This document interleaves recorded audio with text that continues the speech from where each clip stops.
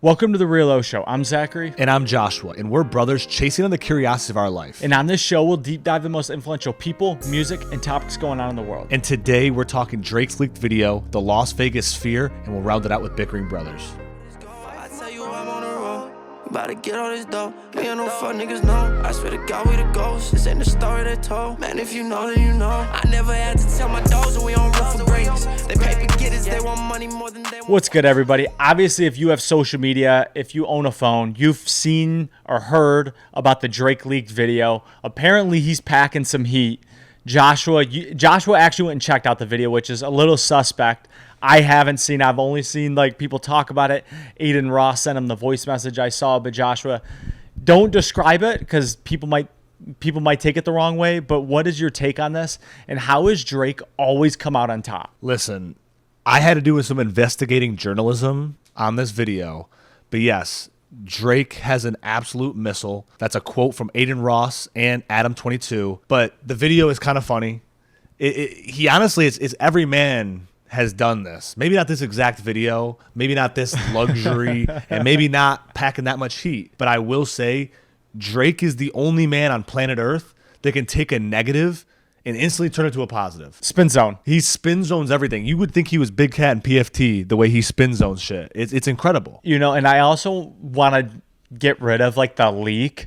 I don't think anything Drake is ever a leak. I think it's coordinated, send it to this account, this person, then it gets posted. Conspiracy, though. Adam22 claims that a couple months ago, the girl a girl DM'd DM'd him a picture of Drake's dick, where he then quoted, "That's a missile."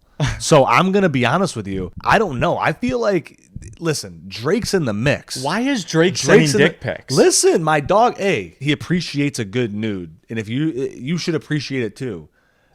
Is Drake bringing back dick pics? No, dick pics are cool in 2024. Dick pics are cool in 2024 because Drake made them cool. I've always said this about Drake, and he's just at the top of culture where anything he does becomes cool and becomes culture. Yeah. So dick pics are going wild in 2024. Dick pics are 2024.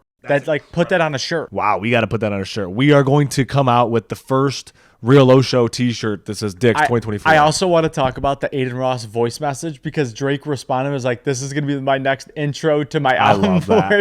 Where Aiden Ross said, "Fuck it, we'll pop up the Aiden Ross recording." Yeah, bro, I'm still live, bro. We were just looking at this. It's crazy, bro. God damn. You're blessed with your voice. You're blessed with performing. You're blessed to be you. You're blessed to be number one. But you're also blessed to have a missile. That's an incredible recording, one. But two, Aiden Ross has had some bad bounces this week. So for Drake to be like, "Yo, Aiden, I'm going to put you on the intro," that's got to mean a lot for my dude because he lost $2 million this week and 21 scammed him. So it's a tough week. 21 Savage scammed him? So 21 Savage scammed him. They were playing a card game. 21 brought some cards, and they had scratches on all the... Dude, they were playing jail games where it's they have a pile of cards, right? And you just pull a card, and you throw it on the table. Whatever one's higher wins. Yeah. Well, he had scratches on all the face cards, so he knew he was grabbing a face card every fucking time and was just going up on Aiden until the chat was like, "Yo, he's cheating."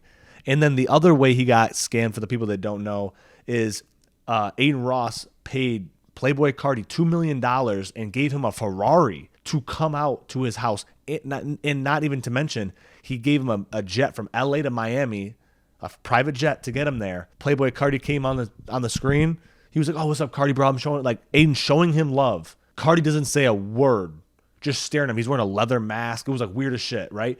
Aiden hands him the bag of money, and then basically Playboi Carti's just like, "Man, thank you, man. I appreciate it.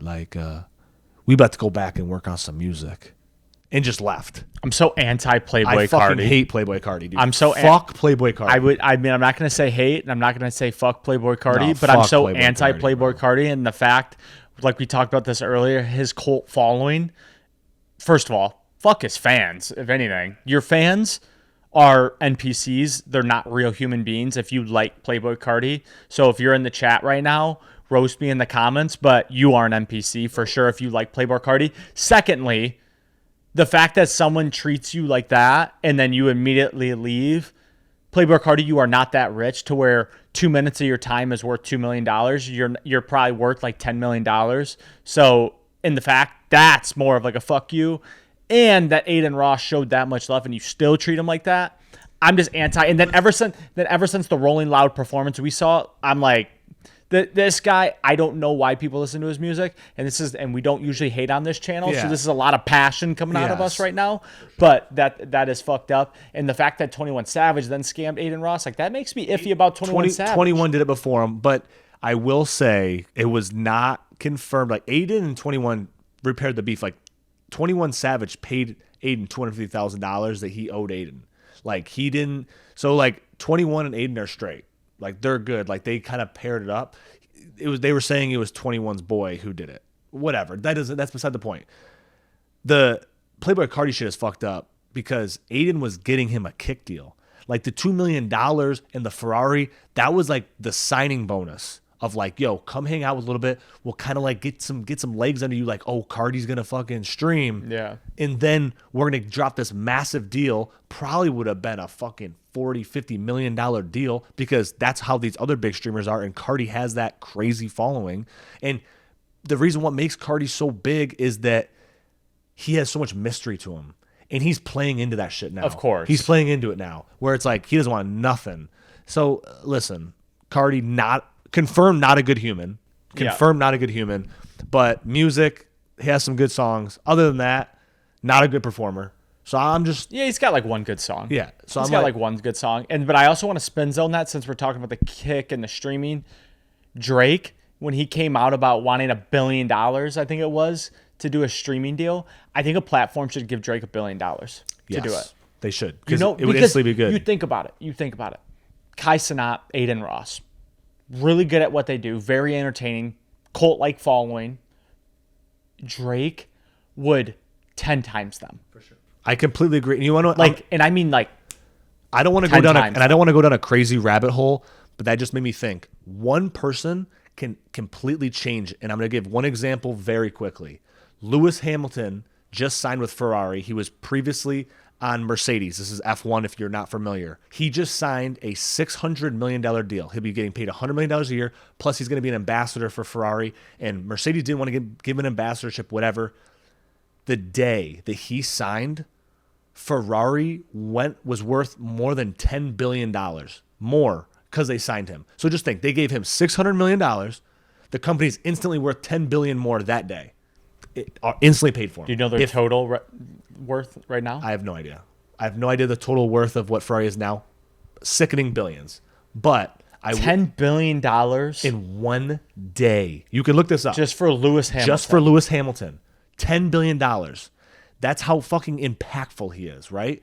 And on top of all that, like, he's going to win them and he's going to change it because he's a winner. He's the Tom Brady of fucking racing. Like, he is that guy. And I want to bring it full circle back to Drake. It doesn't matter how much money, Kick, Twitch, insert any live streaming platform, the day they signed him, it would instantly be recouped. Would just be, even if you did Kick, which is obviously, I believe it's under Twitch, I would imagine. Twitch is probably like the Twitch bigger is the platform. biggest because it's owned by Google. But anyways, any of those platforms pay Drake, they instantly become number one. You could make it a subscription based where you got to pay $5.99, $10 a month just to be on the platform. Fuck, even like watching Drake's stream.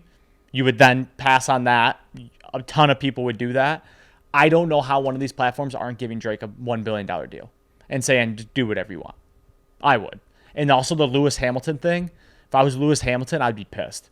I'd be, bro, I just got fucking snubbed. I don't think Lewis Hamilton feels that way because from what I mean, he got $600 fucking million. But from what I understand from the deal, Ferrari gave him a blank check and he said, I'll take $100 million a year.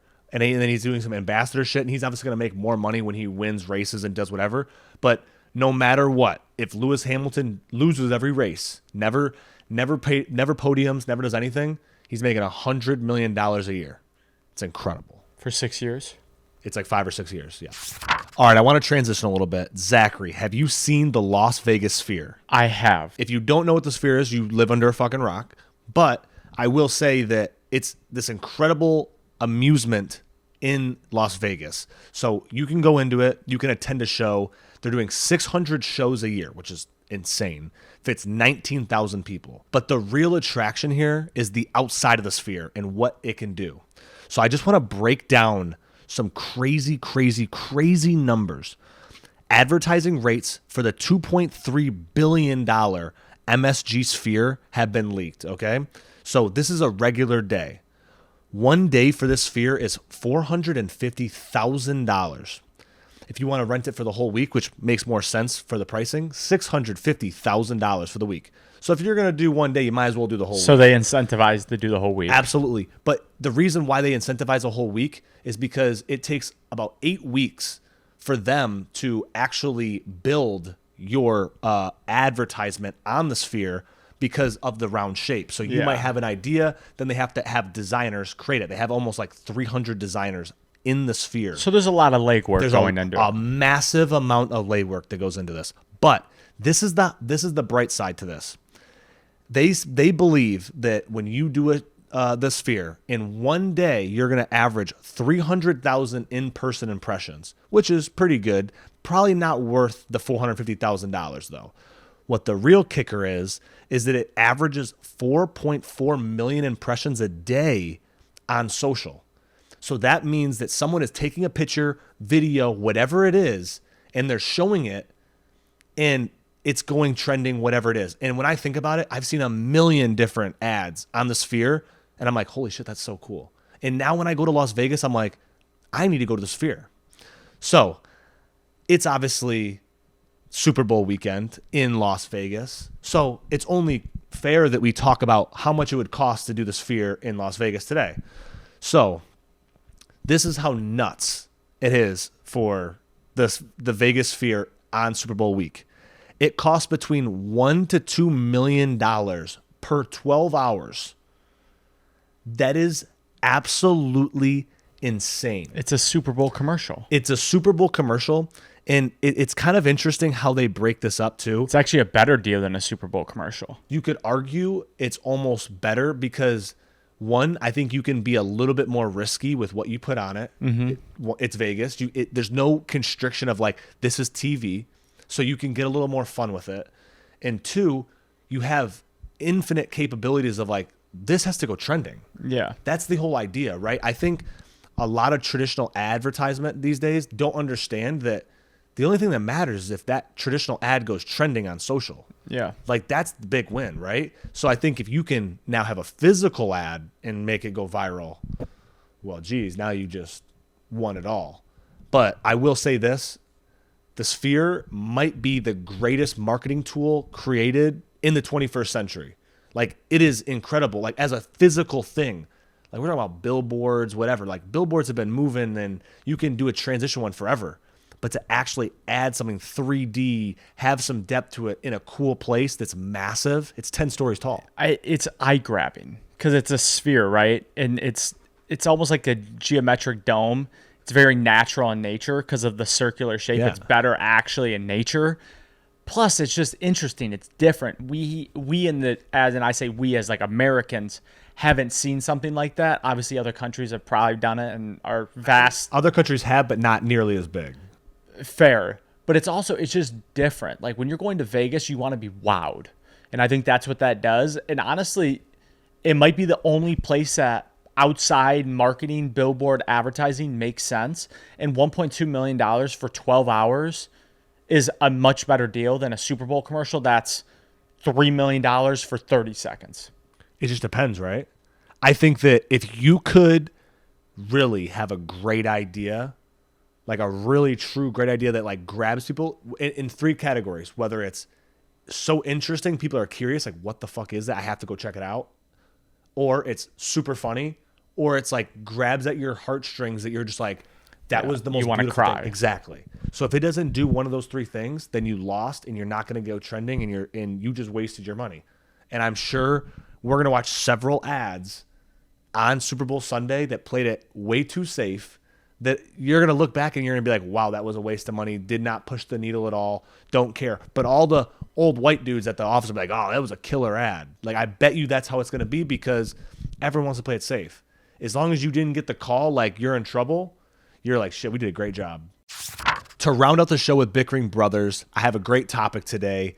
So recently, someone won $1 million in the Las Vegas airport. So the real question is, if you won $1 million at the airport, are you leaving Vegas immediately or are you staying? And I'm going to pick the question that you just landed into Vegas and you put a fucking couple dollars in a slot. You're like, I want to test my luck right now. What are you doing? 100% I'm staying. One, I don't think they would let you leave. I feel like they would just like force you to stay on some just like the casino just makes island, you stay. Like they're like, you're staying.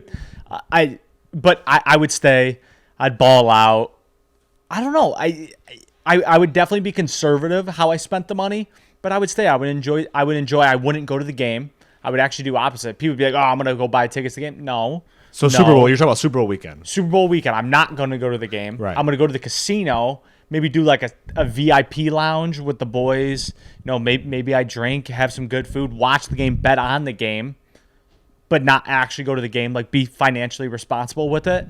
Maybe have a nice room, but I'm going to stay in there. I'm going to enjoy the weekend with the boys. See, I think, I completely agree with you. If you won $1 million, whatever casino that falls under, probably MGM, or the other fucking one that is Caesars. It's either MGM or Caesars. So it's whatever one they falls under, they'd literally be hitting you up being like, hey, we're going to give you everything in the world. Free hotels for life to lose that $1 million again. Yeah. So that would be nice. I might be like, yo, I'm going to go to a different MGM location.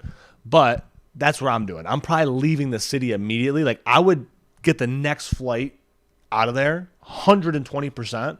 But I will say, if I did stay, I would be in the, like MGM was like, yo, we got you the villa. We're going to have you personal because they want you to lose that $1 million immediately. I would be in that hotel room being like breaking shit. I'd be like, fuck. Because this is the funny thing. What people don't realize, if you're like at the high roller in Vegas, Vegas lets you do whatever you want. You break a TV, they're not going to be like, you owe us $1,200. They might be. You'll be like, yeah, fuck you. Yeah, buddy. Because they know, they're like, we want you to come back and lose $20 million. We don't care about the fucking $1,200 TV. So do you think Alan and the Hangover had to pay for all the damage they had? No. Because they were high rollers with the tiger and everything? Literally, they would have been hounding at like that group. They'd have been like, sir, we need to come back. Because I'll tell you this, Mickey, tattooed guy, I don't know his last name. He's a really, really, really, really high roller gambler. And if you look at some of his content, we'll link it in the video. If you watch his content, he'll break it down for you.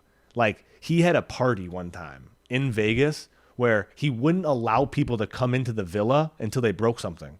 Like this was like high, like he was talking about having like huge athletes. Like I don't want to like name drop who the athletes were and stuff, but like huge athletes, huge comedians, huge actors, like A-listers. And he was like, I literally threw a party because he was so pissed at Vegas because he had won $32 million and they were holding him hostage. Like wouldn't let him leave. But that's my thing with this whole argument where if you had $1 million and you wanted to leave, you would have to like drive out. Yeah, you'd have to be like, I'm going to go get some dinner. But like they would be following you. I don't think they would let you leave. Like they literally were like, that's what happened. So he had to stay in his, he's like, what he did was he's like, I had to create a bigger problem than me. So he's like, I just started throwing, they gave him this villa. And like, so he just started throwing a huge party until it got to a point where we like got so big that there was another problem over there and he could leave. Cause he was like, bro, they like had him hostage. So we would try to leave. I would try to leave at least. I mean, I don't think they would let you leave, but we'll just have to agree to disagree. We'll wrap it up there. If you made it this far, drop a like, leave a comment, subscribe, share with somebody, roast us in the comments or praise us in the comments. It doesn't really matter to us, but we appreciate you listening, and go 49ers on Super Bowl Sunday. Go Chiefs. I got a stack of this gold. I tell you I'm on the road. About to get all this dough. Me and no fuck niggas know. I swear to God we the ghosts. This ain't the story they told. Man, if you know, then you know. I never